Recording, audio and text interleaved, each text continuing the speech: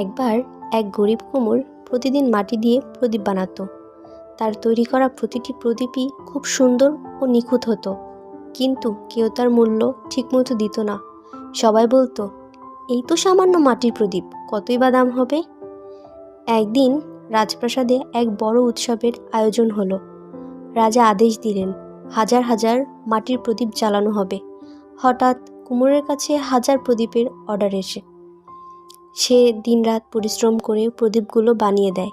সেদিন সবার চোখে সে ছিল সবচেয়ে গুরুত্বপূর্ণ মানুষ। রাজা নিজে এসে বললেন, তুমি না থাকলে আজ প্রাসাদ এত আলোকিত হতো না। তোমার এই সামান্য মনে হওয়া কাজটাই আজ সবার জন্য অমূল্য শিক্ষা। মানুষের কাজ যত ছোট বা সাধারণই হোক না কেন, সময় মতো সেই কাজের মূল্য ঠিকই উঠে আসে। কখনো নিজেকে তুচ্ছ ভাবা উচিত না। পৃথিবীর প্রতিটি মানুষই গুরুত্বপূর্ণ, শুধু সময়ের অপেক্ষা।